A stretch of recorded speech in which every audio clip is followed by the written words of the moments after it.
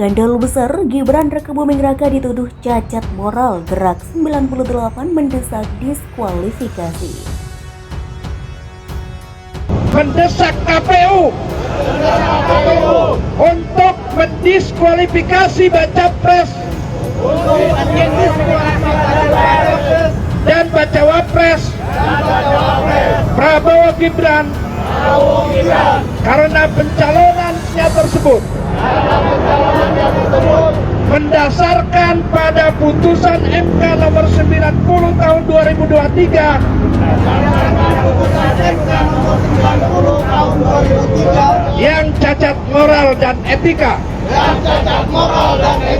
Kalau dikatakan ada nepotisme gimana?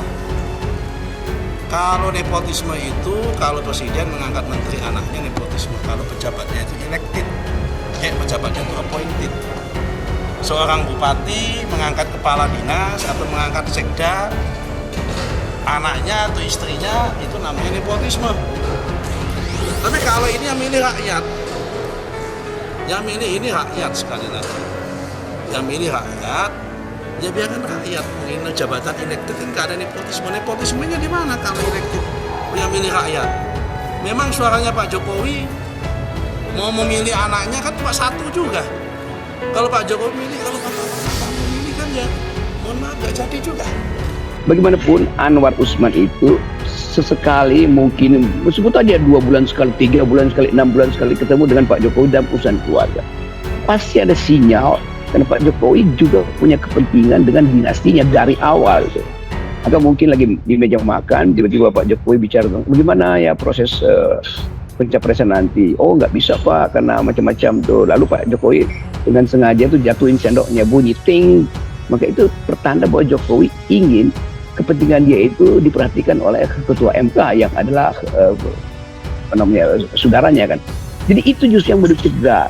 Bukan kita mau menghalangi makan malam bersama dengan Pak Presiden, tetapi potensi dia memperoleh tekanan dari Presiden itu yang kita cegah.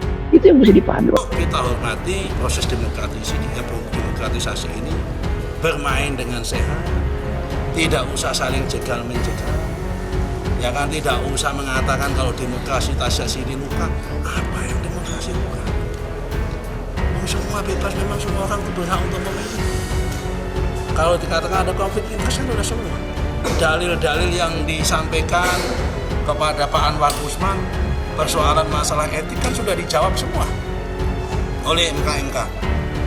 Ya kan, tidak terbukti semua katanya dia ada intervensi. Intervensi di mana? Semua saksi mengatakan tidak ada intervensi. Jadi apa yang disampaikan ada manipulasi hukum, manipulasi tragedi, ada apalagi semua tragedi konstitusi dan sebagainya. Ini adalah persepsi yang dibangun yang tujuannya hanya satu, supaya nggak boleh ada anak muda tampil di Indonesia. Mestinya Gibran sebagai anak muda tahu bahwa saya memang masuk dalam kompetisi yang bukan didesain oleh saya, tapi didesain oleh paman saya.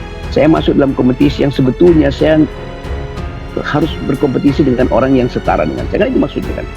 Jadi Gibran misalnya bisa bilang, oke, silahkan, tetapi saya mengundurkan diri karena bagi saya teman-teman muda saya punya hak yang sama. Kenapa cuma saya yang diistimewakan? Kenapa rektor dari Universitas Surakarta misalnya tidak punya hak seperti Gibran? Padahal mengurus universitas jauh lebih rumit daripada mengurus jadi wali kota. Wali kota itu ada hierarki, dia perintahin selesai semua hal. Gibran kasihnya ke Erick Thohir sebagai BUMN pasti kerain semua kapasitas dia untuk membantu Gibran supaya sukses jadi wali kota itu dengan proyek-proyek yang di negara. Tetapi memimpin universitas itu memimpin pikiran, itu sulit banget kan. Jadi mestinya Gibran paham itu. Mantan aktivis yang sebelumnya tergabung dalam gerakan aktivis atau Gerak 98 menggunakan aksi di depan gedung KPU. Mereka menyuarakan aspirasi mereka yang menuntut agar Gibran Rakabuming Raka didiskualifikasi dari pencalonan sebagai bakal cawapres dalam Pilpres 2024 mendatang.